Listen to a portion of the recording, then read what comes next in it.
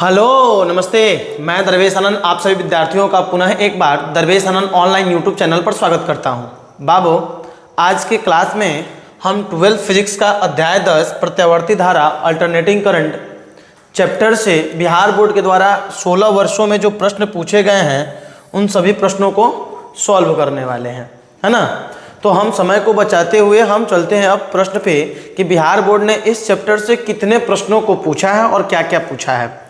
आपको एक बात हम पहले ही बता दें कि बाबू ये जो क्लास है ये न्यू बच्चों के लिए नहीं है, है ना। ये जो बच्चे एग्ज़ाम देने वाले हैं उनके लिए है, क्योंकि यहाँ पे बहुत सारे प्रश्न हैं और समय कम है ना। तो केवल उनके एग्जाम के दृष्टिकोण से, रिवीजन के दृष्टिकोण से ये वीडियो उनको प्रोवाइड कराया जा रहा है ना। तो कम समय देते हुए हम टॉपिक पे आगे बढ़ेंगे, तो जो नए बच्चे होंगे उनको समझने में थोड़ी सी परेशानी हो सकती है ना। चलिए हम बढ़ते हैं अगले प्रश्न पे। क्या है प्रश्न भाई? प्रश्न की शुरुआत करते हैं। तो इसमें भी क्या है ना कि पहले से कुछ परिभाषाएं हैं, है ना, जिनको बिना मतलब हम बाद में वीडियो में लिखते तो हमारा वीडियो लंबा होता, तो शॉर्ट करने के लिए इसको पहले ही लिख दिया गया है। आइए देखिए यहाँ पे क्या है कि फ्लेमिंग के बाएं हाथ का नियम लिखें, है ना। फ्लेमिंग के बाएं हाथ के नियम को यहाँ पर पूछ रहा है, और ये प्रश्न हमसे कब पूछा है? तो ये प्रश्न हमसे बाबू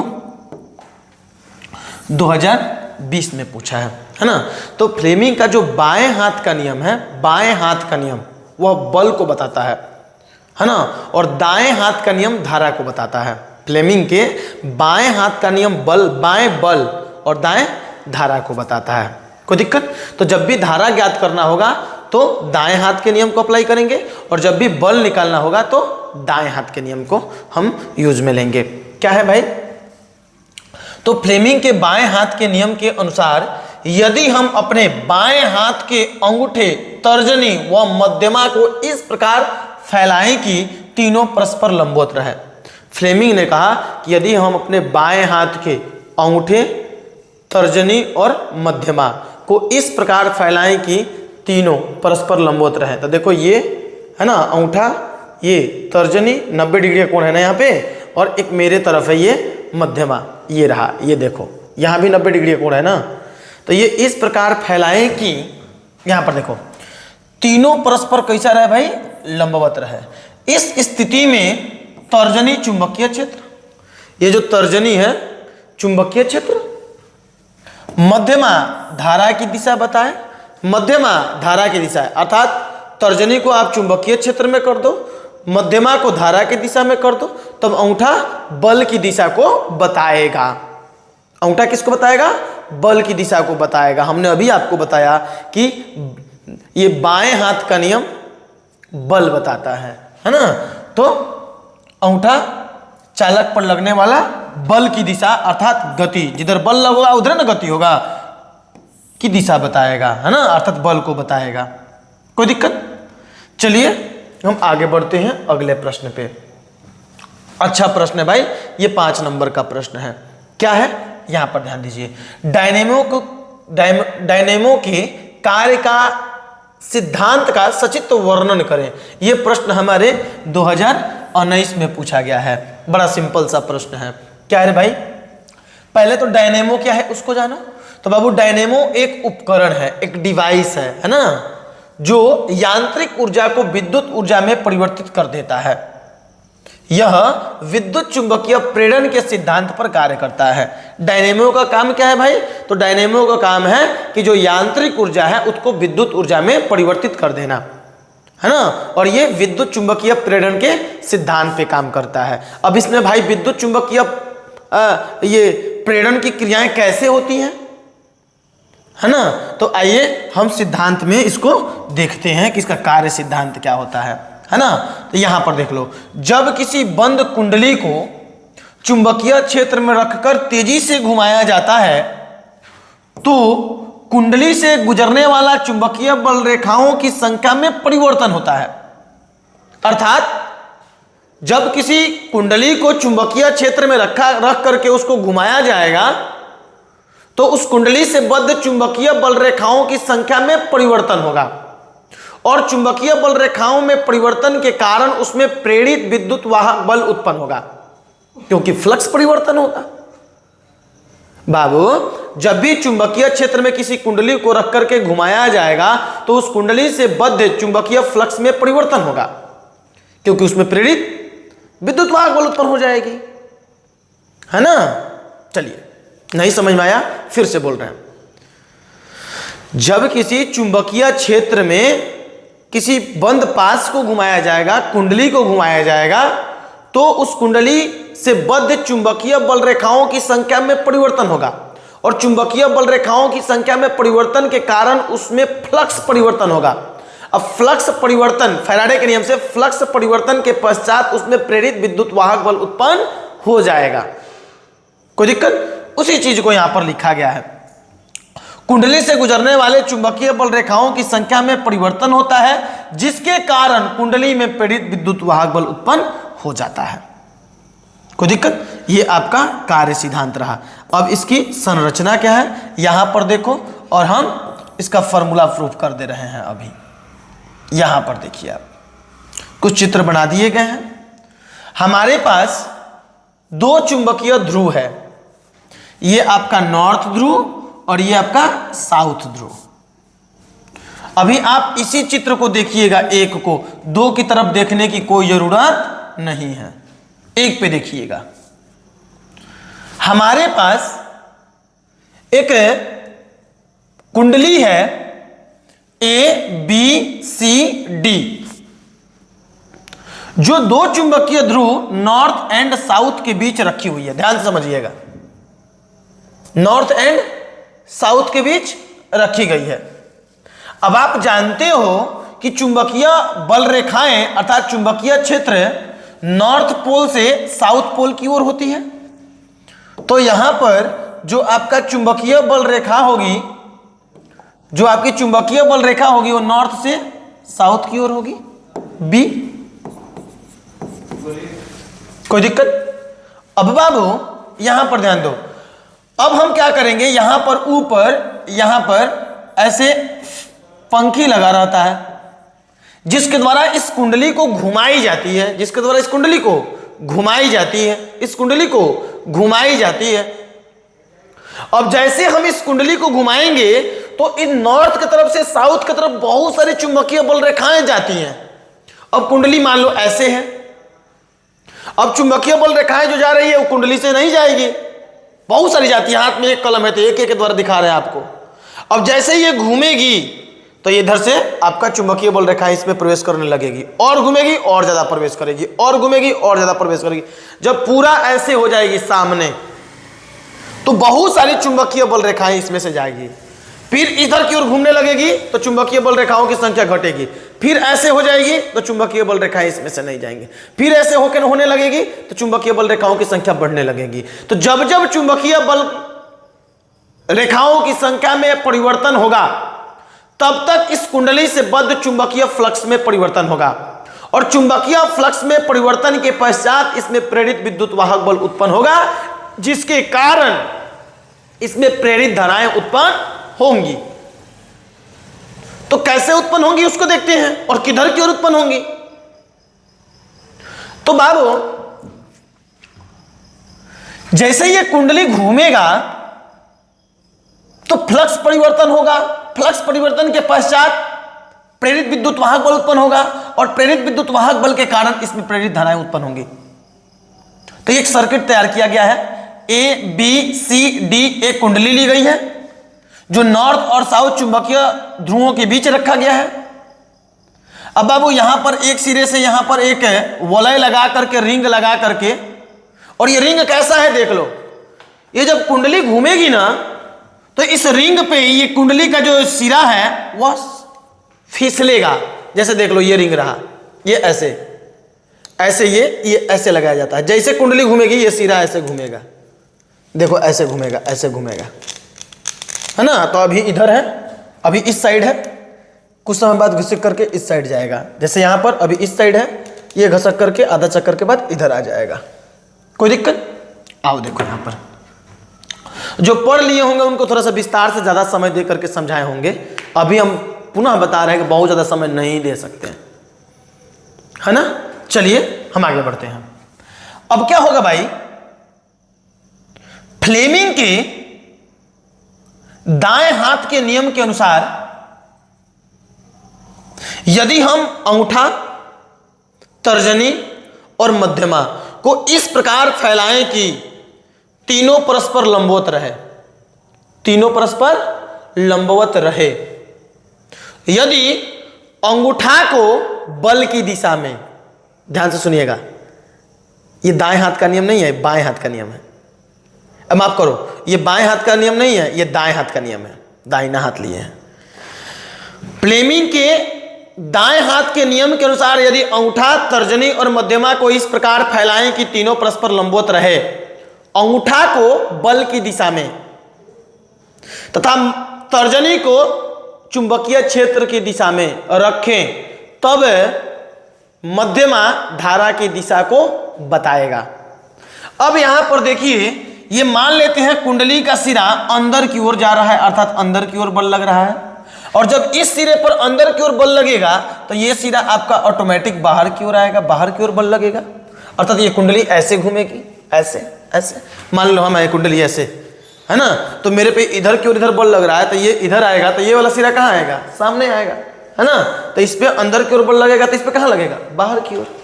चलो, अंगूठा बल की दिशा, बल कहाँ, अंदर।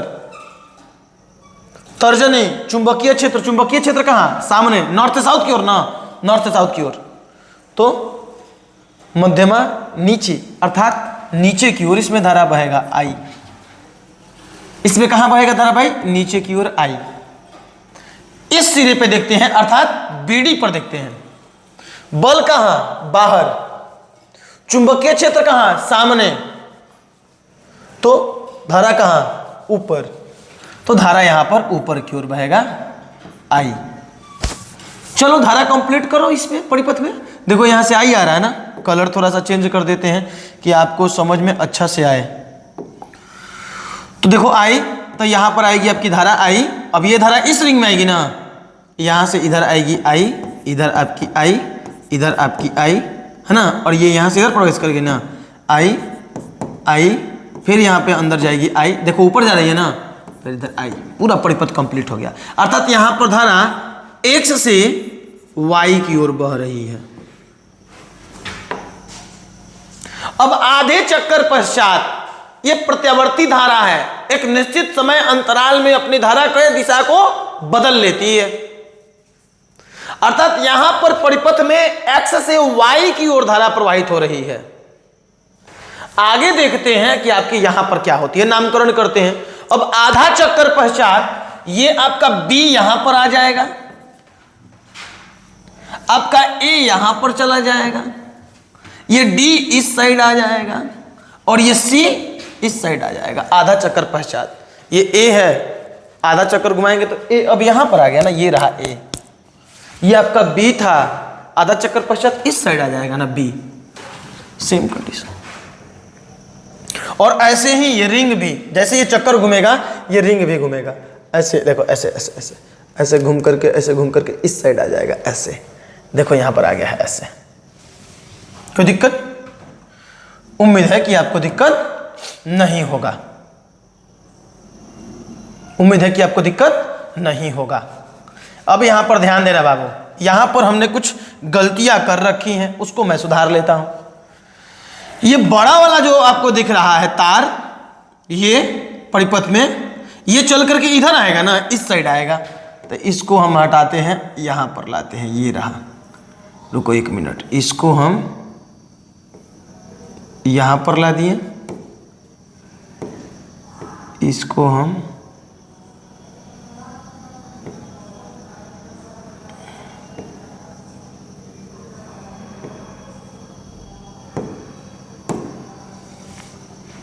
हाँ, ये यहाँ आ गया, ठीक हो गया भाई। और ये जो है ये यहाँ पर आएगा, ये यहाँ पर आएगा। अब सही हुआ, अब देखो यहाँ पर, अब सही हुआ, अब सही हुआ ना? हाँ सर बिल्कुल सही हो गया। चलो देखो यहाँ पर बाबू, अब यहाँ पर देखिए, अभी वही कंडीशन, नॉर्थ से साउथ की ओर आपकी चुंबकीय बल रेखा है, इस पे अब बल लगेगा बी से डी की ओर, यहां पर बाहर लग रहा था, यहाँ पर अंदर लगेगा, फिर अंदर जाएगा ना, और ये आपका बाहर आएगा। आप वही बल कहाँ, अंदर, चुंबकीय क्षेत्र सामने, धारा कहाँ, नीचे। यहाँ पर धारा आपका नीचे बहेगा आई। यहाँ पर बल कहाँ, बाहर, चुंबकीय क्षेत्र कहाँ, सामने, धारा कहाँ, ऊपर। आपका यहाँ पर धारा बहेगा ऊपर आई। तो ये धारा अब इधर से आएगी आपकी आई, फिर इसमें प्रवेश करेगी आई, आएगी इधर आई, यहाँ पर आपकी आई, यहाँ पर आपकी आई, और फिर ये यहाँ से इस रिंग को होते हुए ऐसे जाएगी, इस रिंग को होते हुए आई, और ऐसे होकर के आपकी धारा जाएगी आई। ये ऐसे धारा जाएगी। मतलब यहाँ पर बिंदु कौन सा था भाई, यहाँ पर बिंदु y था और यहाँ पर बिंदु x था। अर्थात यहाँ पर आपकी x से माफ करो y से x की ओर आपकी धारा प्रवाहित होगी। देखो धारा की दिशा बदल गई, यहाँ पर x से y थी, यहाँ से y से x थी। आधे चक्कर के पश्चात जो अल्टरनेटिंग करंट है अपनी धारा की दिशा को बदल देती है। तो ये इसकी संरचना हो जाएगी, है ना। अब हम इसके फॉर्मूला को ज्ञात कर देते हैं भाई। क्या होगा इसका फॉर्मूला? कोई दिक्कत? सर नहीं, दिक्कत नहीं है सर। कहाँ दिक्कत होता है सर? चलो यहाँ पर फॉर्मूला निकाल देते हैं। क्या होगा? चूंकि चुंबकीय फ्लक्स फाई बी बराबर माइनस, ये माफ करो, बी ए कॉस थीटा होता है। अब फैराडे के नियम से, E बराबर minus D phi B upon D T होता है।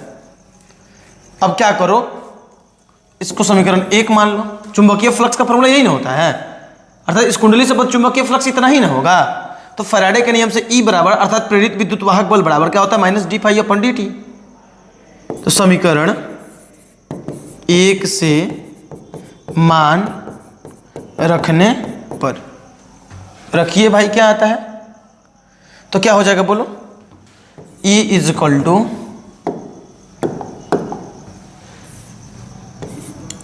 Equal to minus D upon D T. Phi B का मान कितना है? B A cos theta. तो हो जाएगा बी ए कॉस थीटा। आप जानते हो कि जो भी कांस्टेंट है वो डिफरेंशिएशन से कहाँ आ जाता है? बाहर। तो हो जाएगा minus B A D cos theta upon D T. अब बाबू एक चीज यहां पर आपको बताते हैं, है ना। वेग बराबर क्या होता है? विस्थापन बटा समय। तो कोणीय वेग बराबर क्या होगा? कोणीय विस्थापन अपॉन समय। कोणीय वेग को किससे लिखते हैं? ओमेगा। कोणीय विस्थापन को किससे लिखते हैं? Theta upon T. तो थीटा बराबर कितना हो जाएगा? Omega T. तो यहां पर थीटा की जगह पर हम क्या लिख सकते हैं? Omega T. तो कितना हो जाएगा बोलो? Minus B A D cos omega T upon D T. कोई दिक्कत है? उम्मीद है कि आपको कोई दिक्कत नहीं होगा। अब यहां पर देख लीजिए माइनस बी ए। बाबू एक डिफरेंशिएशन है, बेसिक फॉर्मूला कि साइन के एक्स का क्या होता है डिफरेंशिएशन। तो साइन के एक्स का होता है माइनस, माफ करो साइन का नहीं लिखा ना, कॉस है वहां पे। कॉस के एक्स का डिफरेंशिएशन क्या होता है? माइनस साइन के एक्स। और जो के यहां पर कांस्टेंट होता है वो सामने भी आता है, तो हो जाएगा माइनस के साइन के एक्स। ये बेसिक फॉर्मूला है। ऐसे ही यहां पर कॉस ओमेगा टी का डिफरेंशिएशन हो जाएगा माइनस, ओमेगा सामने आएगा ना, minus omega sine omega T. तो माइनस माइनस प्लस बी ए ओमेगा साइन ओमेगा टी। किसका मान आया? ई का मान आया। बाबू बी ए ओमेगा को ई नॉट बोला जाता है, ई नॉट। तो हो जाएगा ई बराबर ई नॉट साइन ओमेगा टी। ये प्रेरित विद्युत वाहक बल का मान आ गया। ये प्रेरित विद्युत वाहक बल का मान आ गया। उम्मीद है कि आपको समझ में आया होगा। जब आया है तो चलते हैं हम अगले प्रश्न की ओर, है ना। ये रिवीजन क्लास है तो रिवीजन की तरह ही होगा। चलो आगे देखो।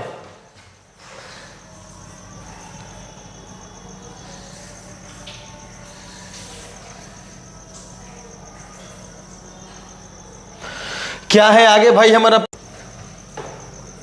तो हमारा अगला प्रश्न है कि डायनेमो का कार्य का सिद्धांत आधारित है। ये प्रश्न हमारा 2015, 16, 19 और 24 अर्थात 4 साल पूछा गया है, 4 बार पूछा गया है। क्या भाई? डायनेमो का कार्य सिद्धांत आधारित है। तो बाबू हमने अभी पिछले प्रश्न में ही देखा कि डायनेमो का कार्य सिद्धांत विद्युत चुंबकीय प्रेरण पर आधारित होता है। किस पर होता है? विद्युत चुंबकीय प्रेरण पर आधारित होता है। अगला प्रश्न, यांत्रिक ऊर्जा को वैद्युत ऊर्जा में बदलने के लिए हमें प्रयोग करना है ना। ये बहुविकल्पित प्रश्न है, 2009 में पूछा गया है। पहले मल्टीपल चॉइस वाला पूछा जाता था, अब नहीं पूछता है ना। तो यांत्रिक ऊर्जा को विद्युत ऊर्जा में परिवर्तित करने के लिए हम डायनेमो का प्रयोग करते हैं, चाहे वो दिष्ट धारा डायनेमो हो या प्रत्यावर्ती धारा डायनेमो हो, है ना। चलिए आगे बढ़ते हैं। और मोटर के द्वारा तो आपका विद्युत ऊर्जा को यांत्रिक ऊर्जा में परिवर्तित किया जाता है। मोटर के द्वारा विद्युत लेता है और पानी चढ़ाने का काम करता है, यांत्रिक ऊर्जा बदलता है। और ट्रांसफार्मर का काम क्या है? वोल्टेज को अप डाउन करना, है ना।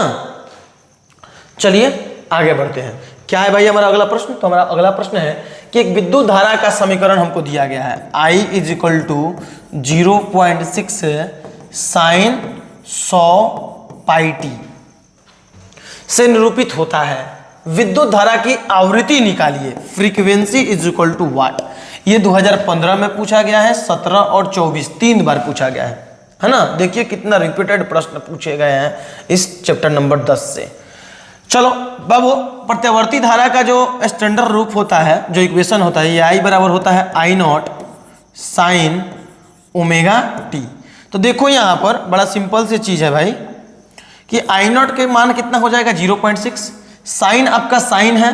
ओमेगा का मान कितना है? ओमेगा का मान है 100 पाई और टी के जगह पर टी है। अर्थात यहाँ पर आप देखोगे कि ओमेगा का मान दिया है 100 पाई और ओमेगा बराबर होता है 2 पाई एफ। 2 पाई एफ इज कितना हो जाएगा? 100 पाई। पाई से पाई कैंसिल, 2 से 100 कटेगा 50 बार में, अर्थात फ्रीक्वेंसी का माना जाएगा 50 hertz. Answer option number B. कोई दिक्कत? चलिए हम चलते हैं अगले प्रश्न पे, अर्थात 6 नंबर वाले प्रश्न पे। क्या है हमारा अगला प्रश्न भाई? तो हमारा अगला प्रश्न है माध्यमान तथा धारा के शिखर मान में संबंध स्थापित करें। बाबू माध्यमान को हम Im लिखते हैं और धारा के शिखर मान को हम I0 लिखते हैं। तो Im तथा I0 में हमको संबंध स्थापित करने हैं कि क्या संबंध होता है। बड़ा सिंपल सा है, चलिए हम ये प्रूफ कर देते हैं। ये प्रश्न हमारा 2019 में पूछा गया है ना। कैसे करेंगे भाई इसको? तो देख लीजिए। माना परिपथ में क्या लिखेंगे? माना परिपथ में प्रत्यावर्ती धारा का मान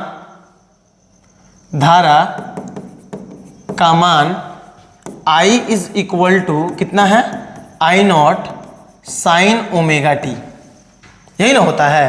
यदि delta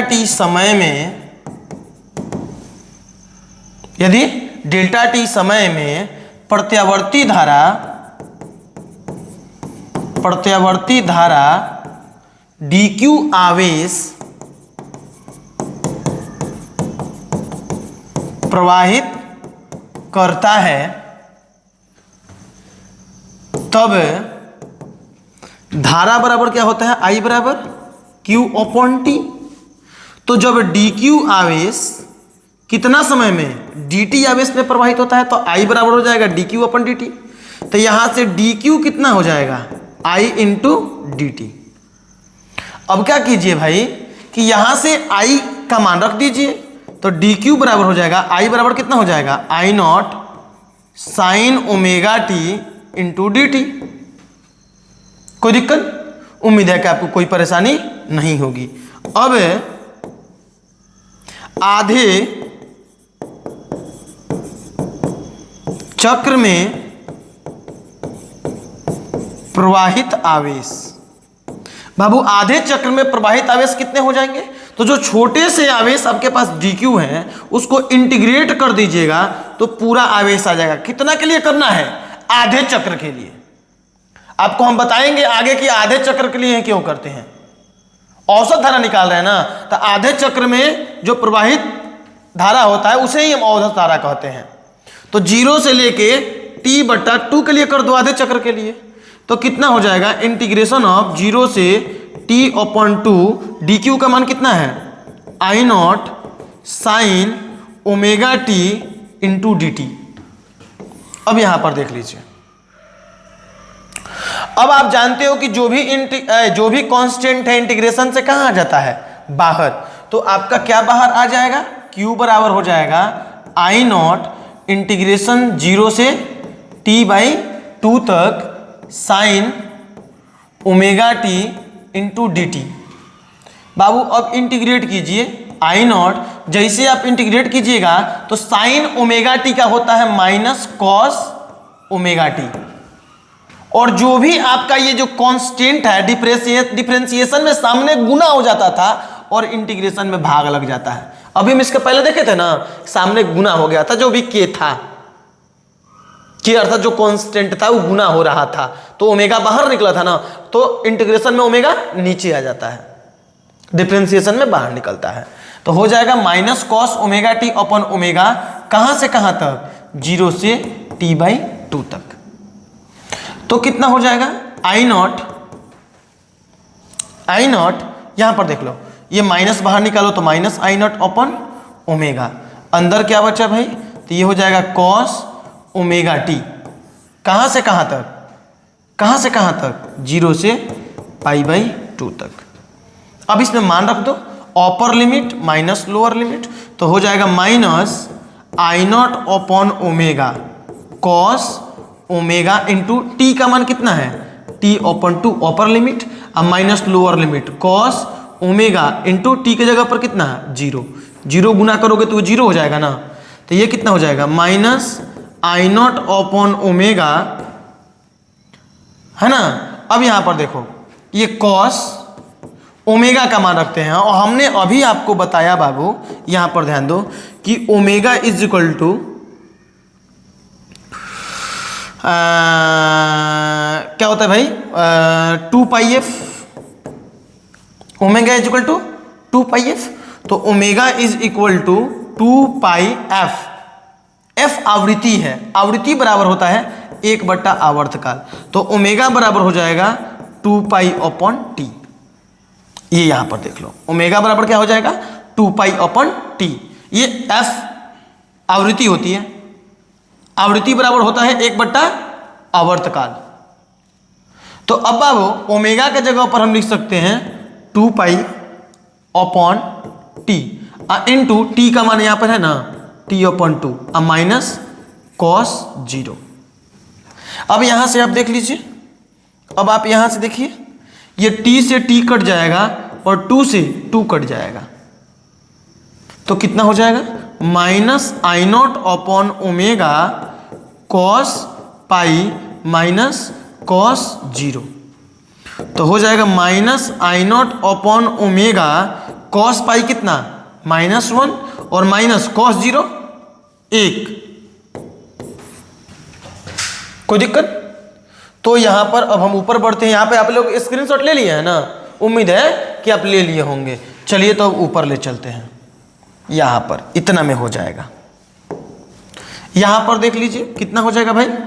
minus I0 upon omega -1 -2, तो हो जाएगा minus minus plus 2I0 upon omega. किसका मान आया? ये Q का मान आया। किसका मान आया? ये Q का मान आया। लो इसको ऐसे ब्रैकेट ना दे करके इसे दो ना, इक्वेशन नंबर 1 मान लो यहां पर। कोई दिक्कत? उम्मीद है कि आपको कोई परेशानी नहीं होगी। आओ अब यहां पर देखो, यदि परिपथ में औसत धारा, यदि परिपथ में औसत धारा Im हो तो कितना हो जाएगा, I बराबर Q अपॉन टी। तो औसत धारा Im बराबर Q अपॉन टी अपॉन 2।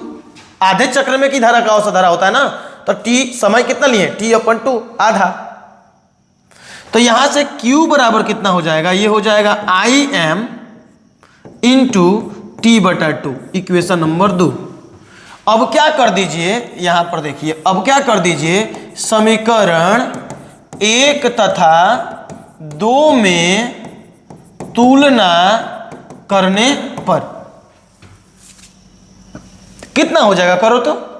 यहां भी Q है, यहां भी Q है, लेफ्ट हैंड साइड बराबर है तो राइट हैंड साइड बराबर हो जाएगा। तो कितना हो जाएगा, Im इंटू टी अपॉन 2 बराबर 2I0 अपॉन ओमेगा। तो हो जाएगा आपका Im इंटू टी अपॉन 2 बराबर 2I0 अपॉन ओमेगा। ओमेगा का मान कितना, 2 पाई अपॉन टी। अभी लिखे थे ना सर जी, हमने अभी यहां पर निकाला था, देखो ओमेगा बराबर 2 पाई अपॉन टी। तो ऐसे ही हमने यहां पर मान रख दिया, क्या मान रखा भाई, ओमेगा के जगह पर 2 पाई अपॉन टी। नीचे के नीचे वाला कहां जाएगा, ऊपर।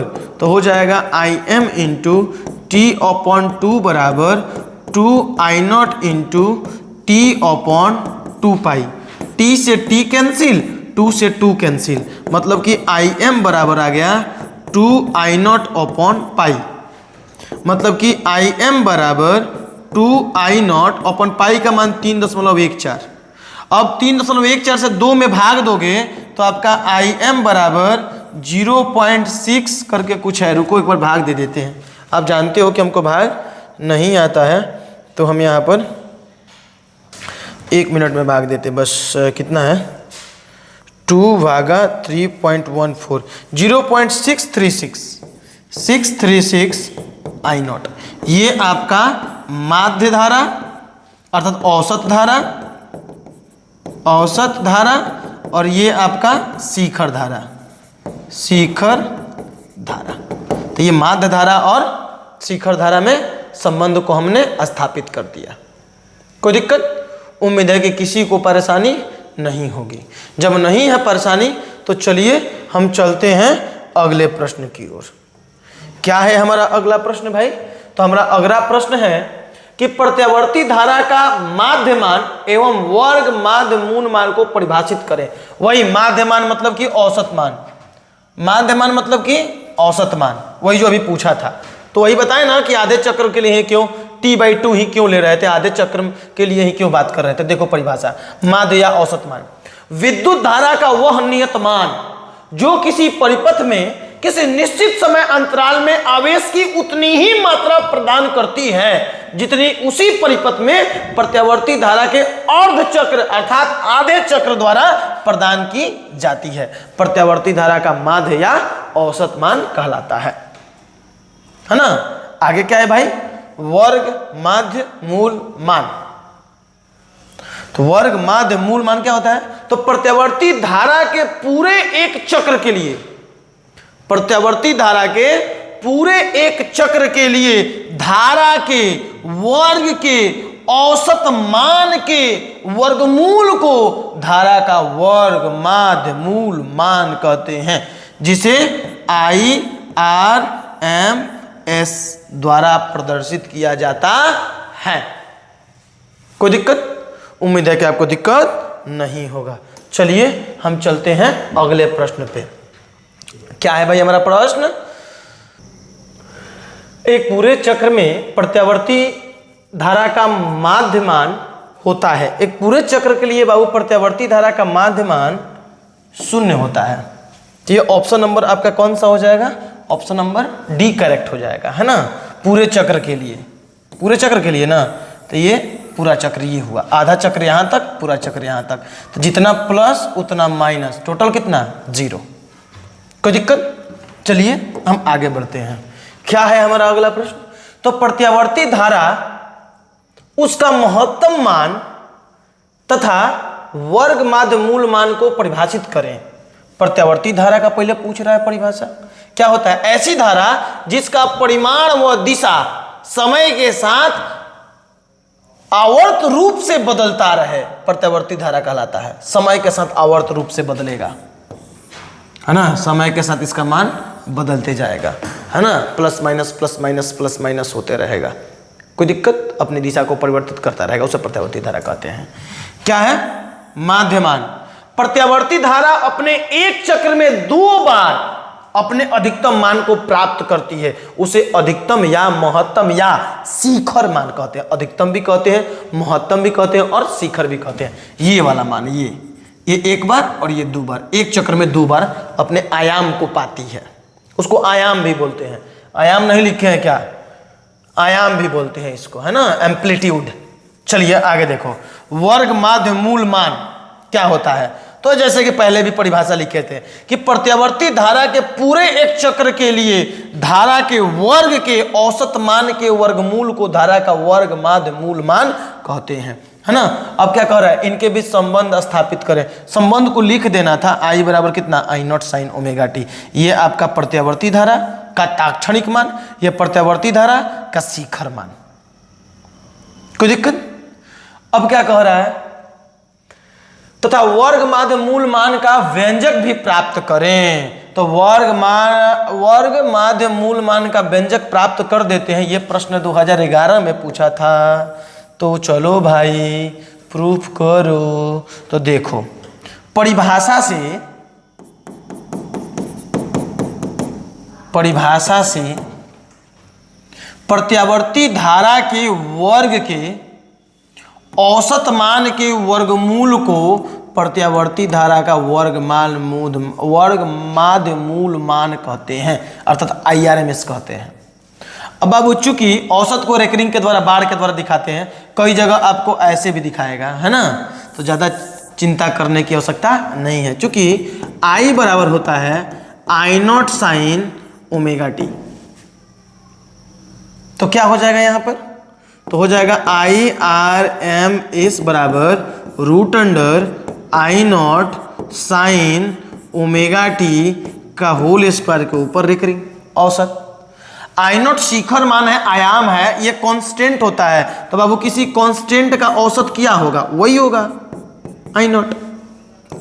तो I not square sine omega T का स्क्वायर का औसत। बाबू साइन स्क्वायर थीटा का औसत जो होता है वह 1/2 होता है, साइन स्क्वायर थीटा का। तो root under I not square into 1/2। कोई दिक्कत? उम्मीद है कि आपको दिक्कत नहीं होगा। तो IRMS बराबर कितना हो जाएगा बोलो? ये हो जाएगा root under I not square upon 2। तो आई नॉट स्क्वायर 2 है ना, तो एगो बाहर निकलेगा, आई नॉट बाहर निकल जाएगा, नीचे बच जाएगा 1/√2। तो ये IRMS का मान होता है आई नॉट अपॉन √2, या इसको ऐसे भी कर सकते हो IRMS 1/√2, है ना। 1/√2 का मान हो जाएगा आपका 0.707 आई नॉट, है ना, भाग 2, है ना, 1 में भाग 2 √2 से, तो ये हो जाएगा आपका 0.707। कोई दिक्कत? उम्मीद है कि आपको दिक्कत नहीं होगा। हाँ बाबा, कितना बजे ट्रेन आएगी? 7:30। ठीक है, तो चले जाइए, ऐसे हम लाइव क्लास में है, रिकॉर्डिंग में।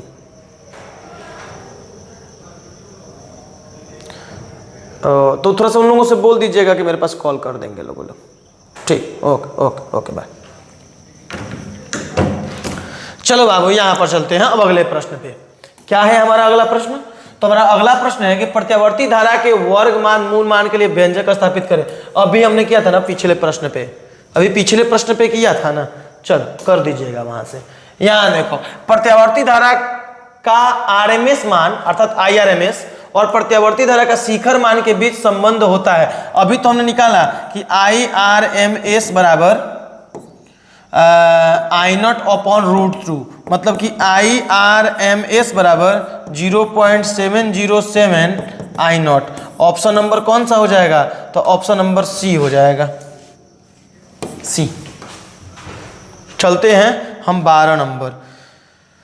12 नंबर देखो भाई, 12 नंबर प्रश्न है प्रत्यावर्ती धारा के वर्ग मान, मूल मान और शिखर मान का अनुपात होता है। चलो, IRMS बराबर I0 अपॉन रूट 2।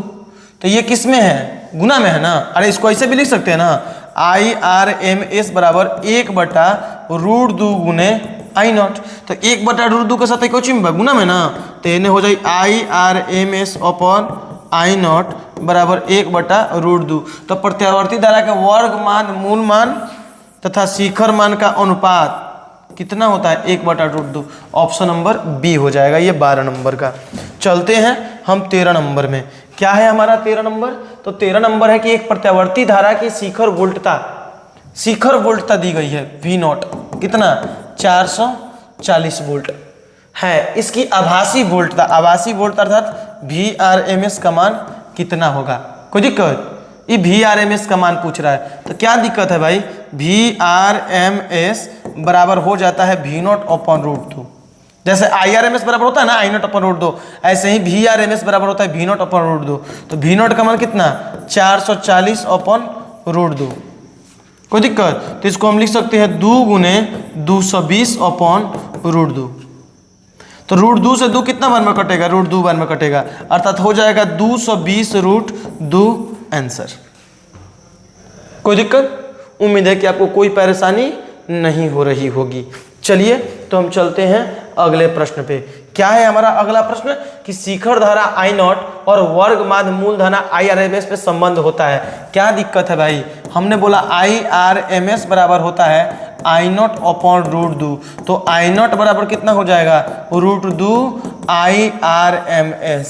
कितना है? I0 बराबर root 2 IRMS। Option number A हो जाएगा करेक्ट। यहाँ पे ऑप्शन नंबर ए करेक्ट हो जाएगा। चलिए हम आगे चलते हैं 16 नंबर पे।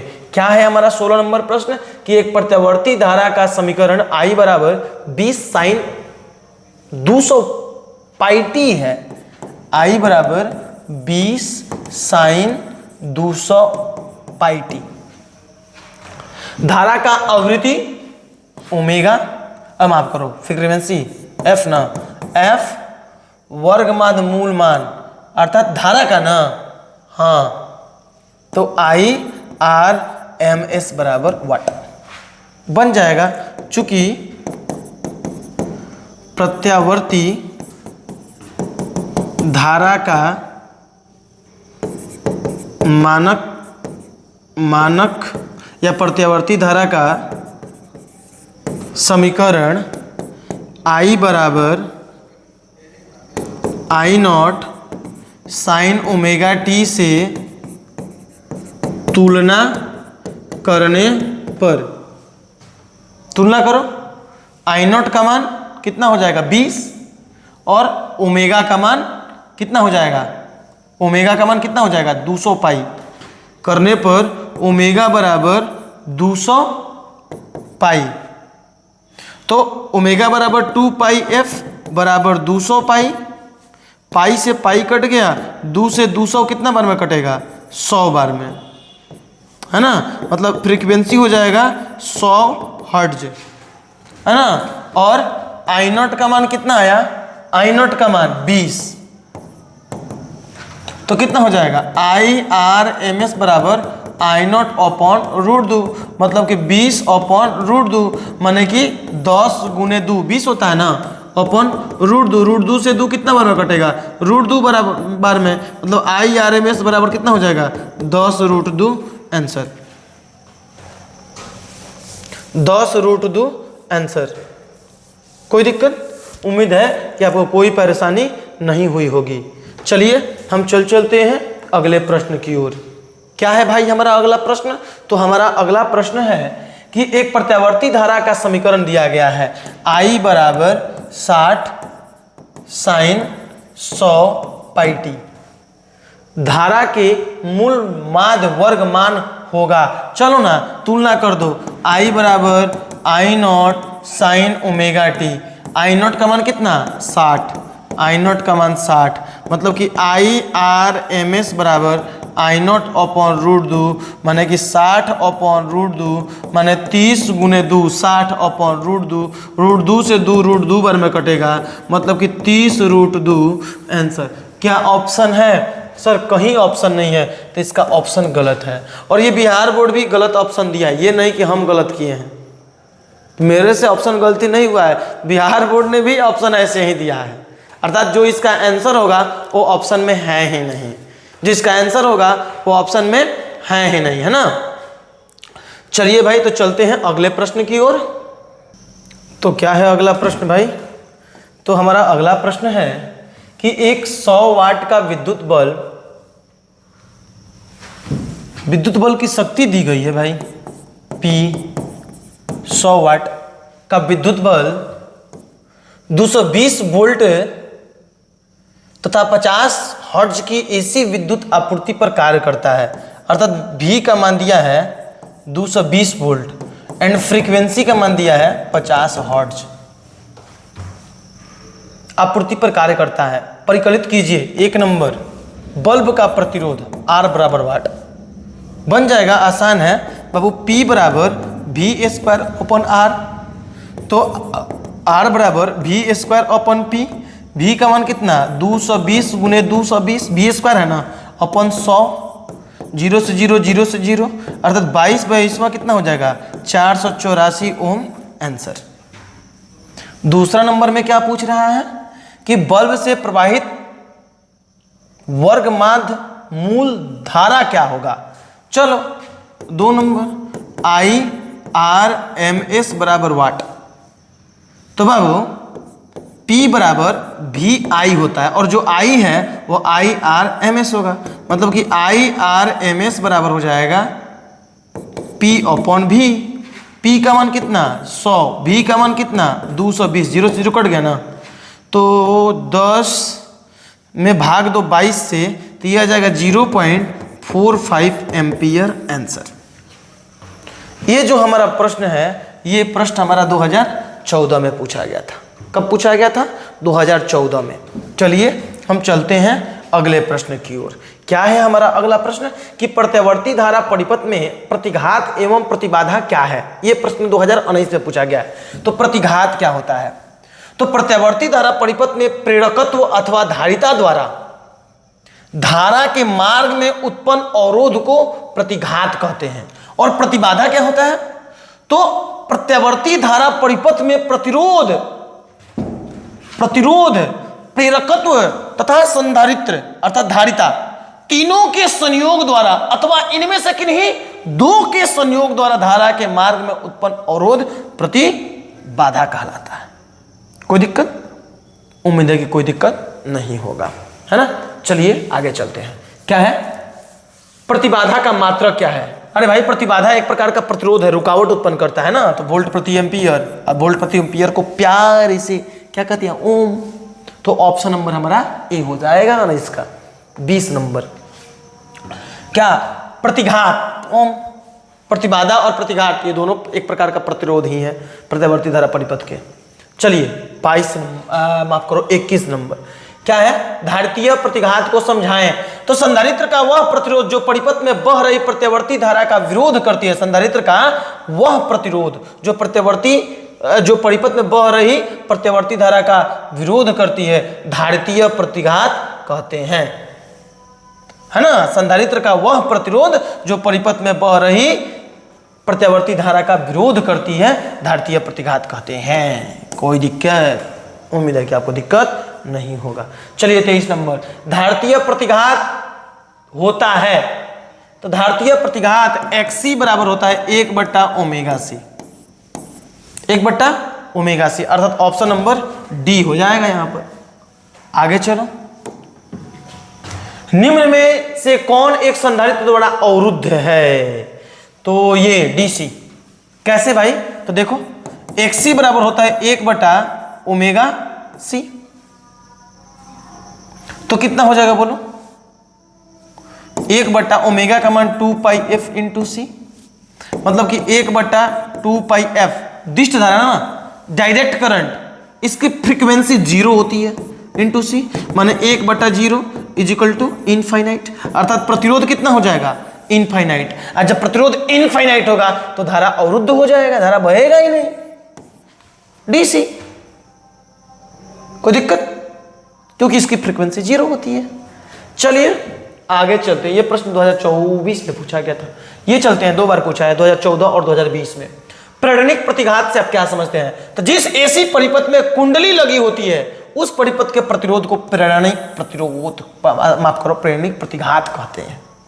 कोई दिक्कत, उम्मीद है कि आपको कोई दिक्कत नहीं होगा। चलिए हम चलते हैं अगले प्रश्न पे, है ना। क्या है, कोणीय आवृत्ति ओमेगा वाले प्रत्यावर्ती धारा परिपथ में एल प्रेरकत्व वाले प्रेरक द्वारा उत्पन्न प्रेरणिक प्रतिघात का मान होता है ओमेगा एल बी, है ना। अरे एक्सएल बराबर कितना होता है, ओमेगा एल या एल ओमेगा, जो मन करे लिखो, कोई दिक्कत। चलो यहां चलते हैं, प्रेरणिक प्रतिघात, अरे एक्सएल बराबर ओमेगा एल, मतलब कि 2 पाई एफ एल, कहाँ है 2 पाई एफ एल ए, 26 का ए 27। दिष्ट धारा के लिए प्रेरणिक प्रतिघात, अरे वही भाई, एक्सएल बराबर ओमेगा एल, मतलब कि 2 पाई एफ एल, मतलब कि 2 पाई एफ का मान 0 इंटू एल बराबर 0, एक्सएल का मान 0, टिचिक। दिष्ट के लिए ना, डीसी के लिए फ्रीक्वेंसी 0 होता है तो 0 कर देगा, ऑप्शन नंबर ए। 28 नंबर, केवल धारितीय युक्त प्रत्यावर्ती धारा परिपथ में धारा एवं वोल्टता के बीच कलांतर होता है। धारिता सी परिपथ का कलांतर कितना होता है, 90 डिग्री, अर्थात पाई/2, पाई/2। चलो अगले प्रश्न पे, क्या है भाई, तो क्या भाई, एलआर परिपथ की प्रतिबाधा होती है 2015, 2020, 2023, 3 बार पूछा है। तो एलआर परिपथ का होता है √r², माफ करो, √r² प्लस ओमेगा² L², ये 29 का बी हो जाएगा।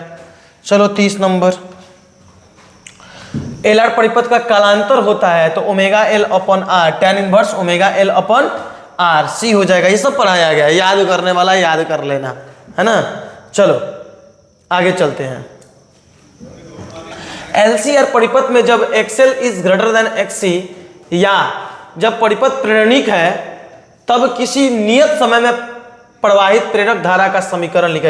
ये 2 नंबर का है भाई, तो V बराबर आई आर ना, तो I बराबर V अपॉन आर, मतलब कि एलसीआर परिपथ में प्रतिरोध को क्या लिखते हैं, जेड से, है ना। तो क्या हो जाएगा, V अपॉन जेड का मान बोलो, I बराबर जेड का मान कितना, √एलसीआर परिपथ के लिए r² plus L omega minus 1/c omega का होल स्क्वायर, ये आपका धारा का समीकरण हो जाएगा। कोई दिक्कत, उम्मीद है कि आपको कोई दिक्कत नहीं होगा। चलो आगे बढ़ते हैं। क्या है, किसी एलसीआर परिपथ में अनुनाद की स्थिति में आरोपित वोल्टेज तथा धारा के बीच कलांतर होता है। तो बाबू ये 32 का आपका हो जाएगा डी नंबर, 0। देख लो, अनुनाद की स्थिति में देखो, ये आपका आर परिपथ होता है, ये धारा आई हो गया, ये आगे होगा कौन, एल, और सी आपका π/2 पीछे होता है। अनुनाद की स्थिति में दोनों बराबर होता है, कैंसिल हो जाता है, मतलब केवल बचता है आर परिपथ। तो आर और आई के बीच समानांतर है ना, 0 डिग्री 0। कोई दिक्कत, ये 32 नंबर हो गया। 33 नंबर, क्या है, एलसीआर श्रेणी क्रम परिपथ में ओमेगा कोणीय आवृत्ति का एक एसी स्रोत से जुड़ा है, धारा का शिखर मान महत्तम होगा यदि, बाबू धारा का शिखर मान एलसीआर परिपथ में कब होता है, जब अनुनाद की स्थिति होती है, और अनुनाद की स्थिति में एक्सएल बराबर होता है एक्ससी, एक्सएल का मान है ओमेगा एल बराबर 1/ओमेगा_c, ओमेगा को यहां दे दो तो ओमेगा स्क्वायर हो जाएगा, अब बराबर 1/एल को यहाँ दे दो तो एल सी हो जाएगा। तो ओमेगा स्क्वायर को इधर लाओगे तो √1/LC, मतलब ओमेगा बराबर 1/√LC, ऑप्शन नंबर सी हो जाएगा हमारा करेक्ट। कोई दिक्कत, कोई दिक्कत। चलो आगे बढ़ते हैं। क्या है भाई आगे प्रश्न, तो आगे प्रश्न है कि यदि L प्रेरकत्व, R प्रतिरोध तथा C संधारित्र हो तो L बटा R एवं R C का बीमीय सूत्र है। चलो आसान है। L का बीमा क्या होता है? L का बीमा ये होता है M L2 T minus 2 A minus 2, याद है? M L2 T minus 2 A minus 2। ऐसे ही R का बीमा क्या होता है? तो ये होता है M L2 T minus 3 A minus 2, है ना? C का बीमा क्या होता है भाई? तो C का बीमा होता है M माइनस 1 L माइनस 2, है ना, T4 और A2। क्या होता है? M minus 1 L minus 2 T4 A2, है ना। अर्थात प्रेरकत्व का बीमा ये होता है, प्रतिरोध का बीमा ये होता है और धारिता का बीमा ये होता है। क्या पूछ रहा है? L बटा R एवं RC का बीमीय सूत्र। L बटा R निकाल लो, L बटा R। L का मान कितना? M L2 T minus 2 A minus 2 upon R का कितना? M L2 T minus 3 A minus 2। देखो M से M कैंसिल, L2 से L2 कैंसिल, A माइनस 2 से A माइनस 2 कैंसिल, और T माइनस 2 और T माइनस 3, अर्थात माइनस 2 से माइनस 2 खत्म हो जाएगा, एक बचेगा यहाँ पर, माइनस एक ऊपर जाएगा तो क्या हो जाएगा? प्लस एक, मतलब T केवल बच जाएगा। इसको क्या लिख सकते हैं? तो इसको लिख सकते हैं M0 L0 T1, चाहे केवल T रहने दो, कोई दिक्कत। ऐसे ही आप RC का निकाल दो, RC। तो R का कितना? यहां पर देखो M L2 T minus 3 A minus 2 into C कितना? M minus 1 L minus 2 T4 A minus 2। चलो सॉल्व करो। M1 और M minus 1, M0 L minus 3 L, अब आप करो, हाँ, L2 L minus 2 L0, T minus 3 T4 माने केवल T बच जाएगा, और A minus 2 A minus 2 A0 हो जाएगा। मतलब कितना? M0 L0 T। इसको हटा दो ना, A का पावर 0 1 हो जाता है, क्योंकि ऑप्शन में है ही नहीं। देखो तो M0 L0 T, M0 L0 T same है भाई, सेम आया भाई। ऑप्शन नंबर कौन सा होगा? तो ऑप्शन नंबर हमारा हो जाएगा, ऑप्शन नंबर हमारा हो जाएगा डी। ऑप्शन नंबर हमारा हो जाएगा डी, है ना। चलिए तो हम आगे चलते हैं। तो क्या है मेरा अगला प्रश्न भाई? तो हमारा अगला प्रश्न है कि आरसी का बीमीय सूत्र होता है ना, आरसी। तो अभी तो हमने निकाला यहाँ पर, अभी तो हमने यहाँ पर निकाला था ना आरसी। आरसी का बीमीय सूत्र M0 L0 T, है ना। तो ये हो जाएगा M0 L0 T, option number D हो जाएगा 35 का, है ना। 36 नंबर प्रत्यावर्ती धारा परिपथ में यथार्थ माध्य शक्ति का व्यंजक होता है ना। तब P एवरेज बराबर होता है IRMS into VRMS cos phi. तो यहाँ पर P एवरेज बराबर लिखा है, VRMS की जगह पर लिख दिया है ERMS into IRMS into cos phi. तो ऑप्शन नंबर यहाँ पर डी हो जाएगा, ऑप्शन नंबर यहाँ पर 36 का डी हो जाएगा। चलिए हम आगे चलते हैं। क्या है भाई हमारा 37 नंबर? 37 नंबर है कि एसी परिपथ में शक्ति केवल व्यय होती है। चलो बड़ा सा सिंपल सा चीज है भाई। शक्ति P बराबर कितना होता है? VI इंटू कॉस फाई, है ना। अब यहां पर देख लो, R परिपथ के लिए जो फाई का मान होता है वो होता है 0 डिग्री, कोई दिक्कत। L परिपथ के लिए जो फाई का मान होता है वो 90 डिग्री, और C परिपथ के लिए होता है 90 डिग्री, कोई दिक्कत। तो अब देखो यहां पर VI cos 0, तो VI cos 0 एक होता है ना, तो VI हो जाएगा किसके लिए? R परिपथ के लिए। परंतु L परिपथ और C परिपथ के लिए cos 90 0, मतलब सबको 0 कर देगा। तो शक्ति व्यय किस में होगा? A में होगा। बाकी तो 0 हो जा रहा है ना, cos 90 0 कर देगा सबको ना, शक्ति 0 हो जाएगा दोनों के लिए। तो ऑप्शन नंबर ए हो जाएगा 37 नंबर। कोई दिक्कत? चलो हम आगे देखते हैं 38 नंबर। यदि प्रत्यावर्ती धारा तथा विद्युत वाहक बल के बीच फाई कोण का कालांतर हो तो शक्ति गुणांक का मान होता है। बाबू cos phi, cos phi, cos phi को हम शक्ति गुणांक कहते हैं, है ना। तो अगला प्रश्न है हमारा कि शक्ति गुणांक के लिए निम्नलिखित में कौन संबंध सही है। यह प्रश्न 2021 में पूछा है। तो शक्ति गुणांक के लिए इसमें बाबू ऑप्शन नंबर सी हो जाएगा, शक्ति गुणांक बराबर यथार्थ माध्य शक्ति अपन आभासी माध्य शक्ति। ये फॉर्मूला हमने आपको बताया है। चलिए आगे चलते हैं।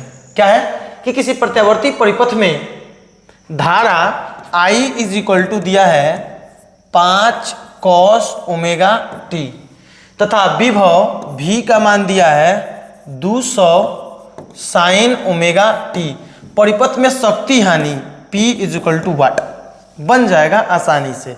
देखो कैसे, पहले तो कालांतर निकालने के लिए, है ना, यहां पर साइन है, यहां पर कॉस है, कॉस को साइन में बदल दो। कैसे बदलेगा? 5 साइन 90 प्लस ओमेगा टी कर दोगे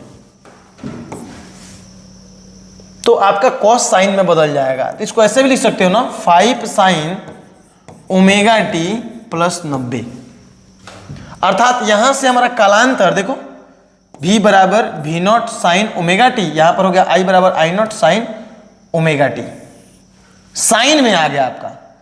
कला में अंतर, यहां पे ओमेगा टी है, यहां पर ओमेगा टी प्लस 90 है, अर्थात कला में अंतर, कलांतर कितना हो गया? 90 डिग्री का बन जाएगा भाई। P बराबर क्या होता है? V R M S into I R M S into cos phi. अब V R M S I R M S का मान हम निकाल सकते हैं क्योंकि I नॉट है V नॉट है, तो V आर एम एस कितना? V naught upon root 2 into I R M S कितना? I naught upon root 2 into cos 90। Cos 90 कितना? 0। तो कॉस 90 0, तो 0 में गुना करेंगे तो सबको कितना बना देगा? 0। मतलब P का मान कितना? 0। तो ऑप्शन नंबर हमारा डी हो जाएगा correct. Option number D correct हो जाएगा। चलिए हम आगे चलते हैं अगले प्रश्न पे। क्या है प्रश्न भाई? तो प्रश्न है कि शक्ति गुणांक के बराबर होता है ना। आसान है। शक्ति गुणांक हम आपने पढ़ाया है आपको कि शक्ति गुणांक cos फाई बराबर होता है R upon Z, R upon Z. Option number A हो जाएगा। चलिए आगे 41 नंबर, माफ करो 42 नंबर, है ना। क्या है भाई? एलआर परिपथ का शक्ति गुणांक होता है। तो एलआर परिपथ R अपॉन जेड, है ना, तो इसका हो जाएगा ऑप्शन नंबर बी, है ना। Option number B, option number कितना हो जाएगा? B, R upon Z. Z का मान कितना? Root under R square plus omega square L square. Option number B हो जाएगा 42 नंबर। 43 नंबर चलो। यदि प्रत्यावर्ती धारा तथा विद्युत वाहक बल के बीच कालांतर फाई हो तो शक्ति गुणांक का मान होता है। अभी हमने सेम क्वेश्चन देखा था ना, कॉस फाई, सेम क्वेश्चन ऐसा था, है ना। चलो तो आपका हो गया कॉस फाई। आगे चलो 45 नंबर। 45 नंबर बहुत अच्छा प्रश्न है भाई। क्या प्रश्न है हमारा? तो हमारा प्रश्न है बाबू कि ट्रांसफार्मर के सिद्धांत, बनावट एवं क्रियाविधि का वर्णन करें। ट्रांसफार्मर किस सिद्धांत पे कार्य करता है, आइए हम उसको समझते हैं, है ना। देखो यहाँ पर तो ट्रांसफार्मर का सिद्धांत क्या होता है, पहले ट्रांसफार्मर का परिचय देख लेते हैं। तो आप लिख दीजिएगा कि अन्योन्य, है ना, आप लिख लीजिएगा, हम रहने देते हैं, पहले भी लिखे हैं ना कि अन्योन्य प्रेरण के सिद्धांत पर आधारित यह एक ऐसी युक्ति है जिसमें प्रत्यावर्ती धारा के विभव को कम अथवा अधिक किया जाता है। इसको आप लिख दीजिएगा, है ना। यह आपका ट्रांसफार्मर का परिचय हो गया। अब हम रचना देखते हैं। इसके रचना में क्या होता है बाबू कि एक सॉफ्ट आयरन कोर लिया जाता है ना। सॉफ्ट आयरन कोर लिया जाता है। ये लो हम ले लिए, देखो यहां पर थोड़ा सा इधर की साइड लेते हैं। ये रहा सॉफ्ट आयरन कोर ले लिए, नर्म सॉफ्ट आयरन कोर, CORE। इसमें क्या होता है कि कुंडली लपेटी गई रहती है, कोई दिक्कत, और यहां पर एक प्रत्यावर्ती धारा स्रोत लगा रहता है, इसे हम बोलते हैं प्राथमिक कुंडली। प्राथमिक कुंडली इधर भी आपकी लपेटी हुई रहती है, ये प्रत्यावर्ती धारा स्रोत रहा, इसे बोलते हैं हम द्वितीयक कुंडली। द्वितीयक कुंडली इधर वोल्टेज इनपुट होता है और इधर वोल्टेज आउटपुट रहता है। मान लेते हैं कि प्राथमिक कुंडली में फेरों की संख्या Np है तथा द्वितीय कुंडली में फेरों की संख्या Ns है। P मतलब प्राइमरी, S मतलब सेकेंडरी। अब क्रिया विधि में हम क्या लिखेंगे कि माना प्राथमिक कुंडली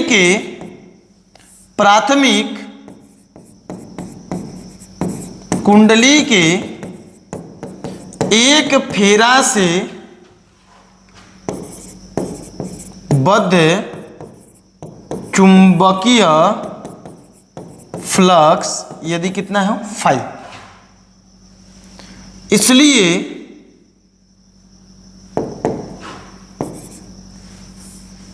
प्राथमिक कुंडली से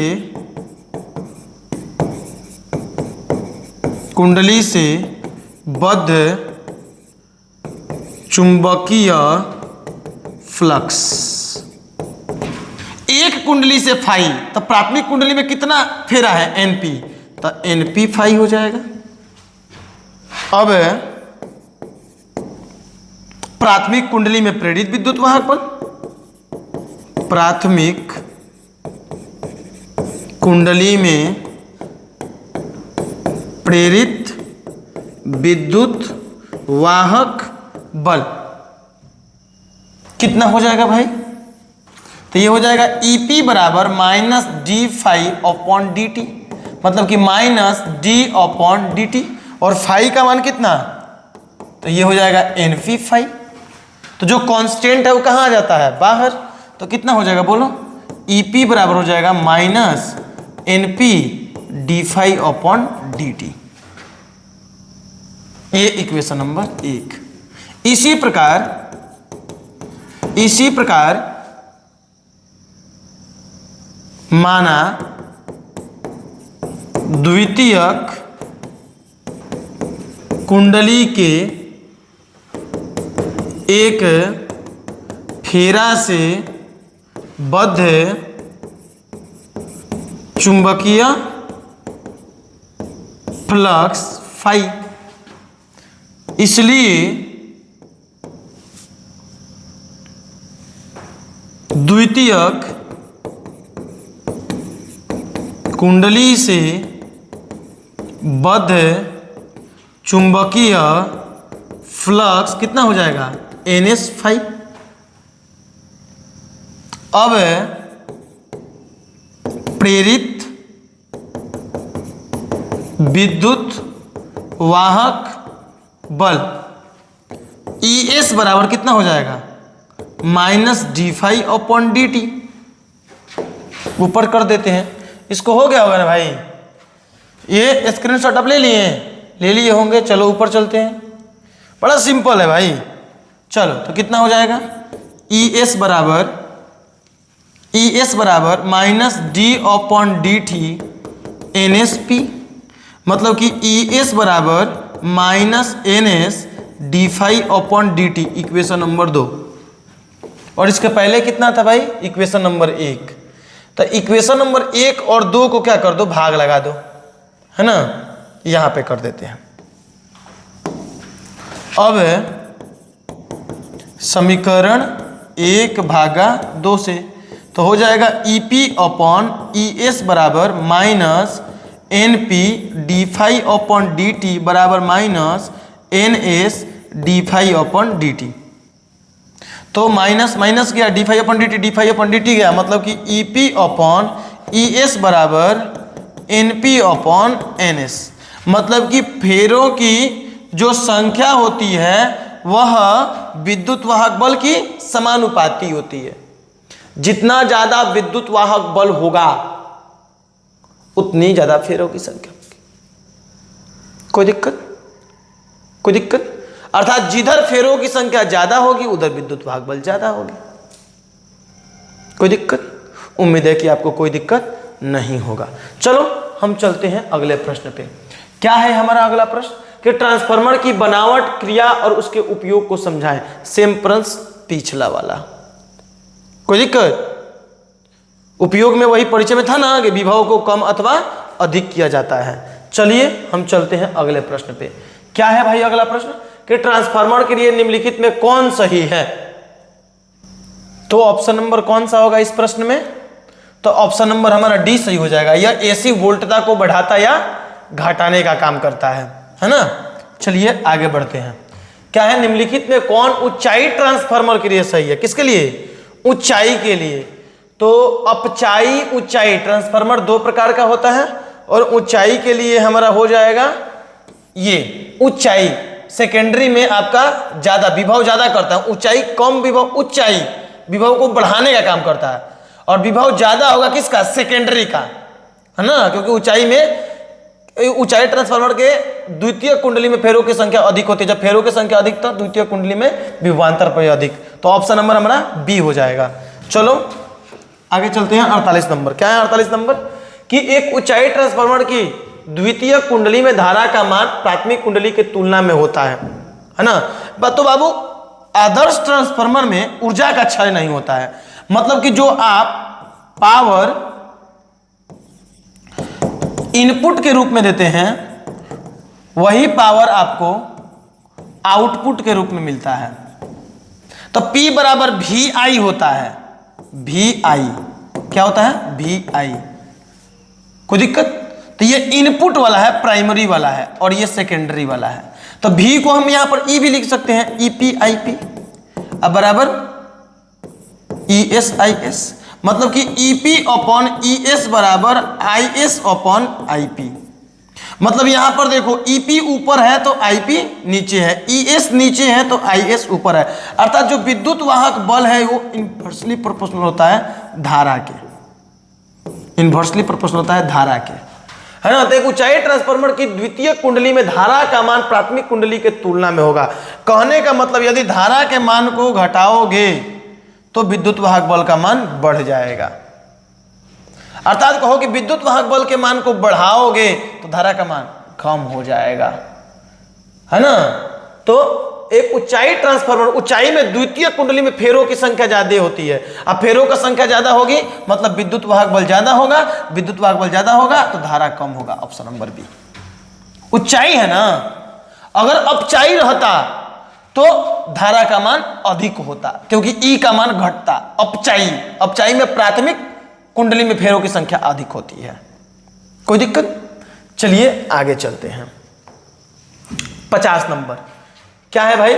माफ करो 49 नंबर। क्या है भाई कि अपचाई ट्रांसफार्मर में कौन सी राशि घटती है? अपचाई, ऊंचाई में वोल्टेज बढ़ती है और अपचाई में वोल्टेज घटती है।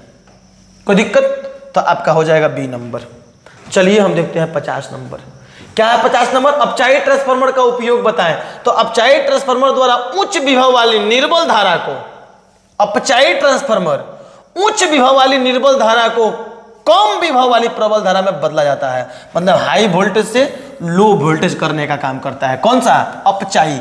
और ऊंचाई लो वोल्टेज से हाई करता है। अपचाई अप अप अप अप बढ़ाने का काम, है ना। अपचाई बढ़ाता है लो वोल्टेज से हाई वोल्टेज।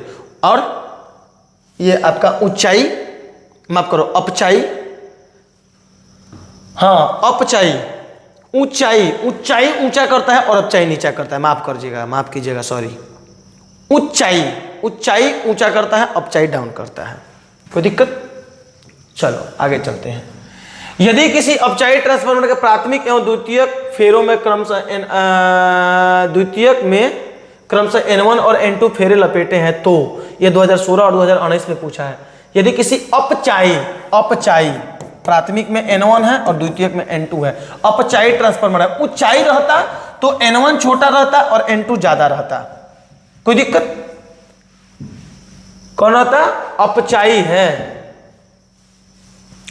तो आपका अपचायी में क्या होता है कि N2 ज्यादा होता है, माफ करो, ऊंचाई में N2 ज्यादा होता है, N1 कम होता है। और अपचायी में वोल्टेज लो करता है ना, तो वोल्टेज लो करता है मतलब कि प्राथमिक कुंडली में फेरों की संख्या अधिक होती है, द्वितीय में कम होती है। ऑप्शन नंबर ए हो जाएगा 51 में। 52 नंबर क्या है भाई कि ट्रांसफार्मर क्या है और परिणमन अनुपात से आप क्या समझते हैं, मतलब क्या तात्पर्य है? 2015 पूछा। ट्रांसफार्मर और न्यूनय प्रेरण के सिद्धांत पर आधारित यह एक ऐसी युक्ति है जिससे प्रवर्ती धारा के विभव को कम अथवा अधिक किया जाता है। आगे परिणमन अनुपात, वोल्टेज आउटपुट और वोल्टेज इनपुट के अनुपात को परिणमन अनुपात कहते हैं। कोई दिक्कत? उम्मीद है कि आपको दिक्कत नहीं होगा। तो चलिए हम चलते हैं अगले प्रश्न की ओर। क्या है भाई हमारा अगला प्रश्न? तो अगला प्रश्न है हमारा, ट्रांसफार्मर में परिणमन अनुपात होता है, तो ये होता है VS/VP, ऑप्शन नंबर ए है ना। VS/VP अभी है ना यहाँ पे, voltage output VS, voltage input VP का अनुपात परिणमन अनुपात कहलाता है। तो ये आपका हो चला। आगे चलते हैं। एक ट्रांसफार्मर में ऊर्जा क्षय को नामांकित करें।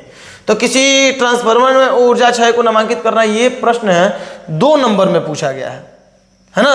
तो बाबू किसी ट्रांसफार्मर में ऊर्जा क्षय मुख्यतः 5 कारणों से होता है ना। किसी, लिख देना, किसी ट्रांसफार्मर में ऊर्जा क्षय मुख्यतः 5 कारणों से होता है। 1 नंबर क्या हो जाएगा? ताम्र क्षय, ताम्र क्षय। 2 नंबर फ्लक्स क्षय। 3 नंबर भंवर क्षय। 4 नंबर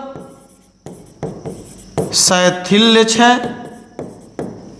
5 नंबर आपका ये गुंजन क्षय, गुंजन क्षय। ये 2 नंबर का है आपका प्रश्न, 2 नंबर का है, 2 नंबर लायक लिख दिया। कोई दिक्कत? उम्मीद है कि आपको दिक्कत नहीं होगा। चलिए आगे चलते हैं। 55 नंबर, ट्रांसफार्मर में होने वाली ऊर्जा हानियों को लिखे।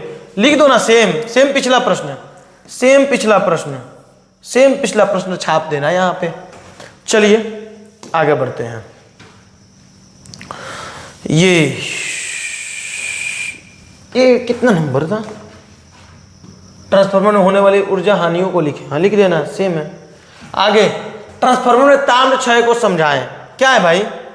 प्राथमिक तथा द्वितीय कुंडली में लपेटे तांबे की तारों का कुछ प्रतिरोध होता है जिसके कारण विद्युत ऊर्जा का क्षय उष्मा के रूप में होता है। यही आपका ताम्र क्षय होता है। कोई दिक्कत? उम्मीद है कि आपको दिक्कत नहीं होगा। तो अगला प्रश्न क्या है भाई? तो हमारा अगला प्रश्न है, यहां पर देखिए कि ट्रांसफार्मर का क्रोड परतदार क्यों होता है। तो लिख देना, ट्रांसफार्मर के क्रोड से परिवर्तित चुंबकीय फ्लक्स से संबद्ध होता है, तो भंवर धाराएं उत्पन्न होती हैं जिसके कारण क्रोड में उष्मा के रूप में ऊर्जा क्षय होता है। इस ऊर्जा क्षय को कम करने के लिए ट्रांसफार्मर के क्रोड को परतदार बनाई जाती है। कोई दिक्कत? उम्मीद है कि आपको दिक्कत नहीं होगा। चलो आगे चलते हैं। क्या है कि प्रेरण कुंडली क्या उत्पन्न करता है? तो बाबू ये 58 नंबर, प्रेरण कुंडली अल्प धारा उत्पन्न करता है। प्रेरण कुंडली क्या करता है? अल्प धारा उत्पन्न करता है।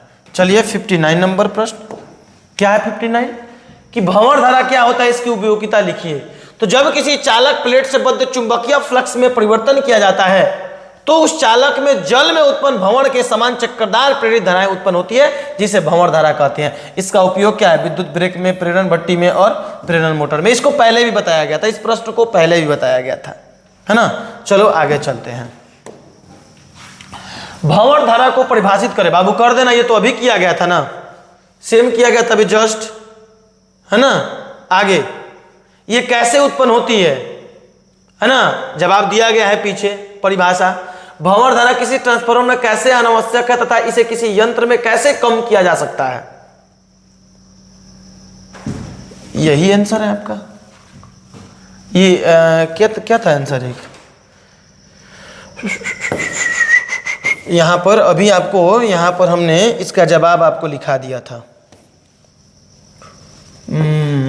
भंवर धारा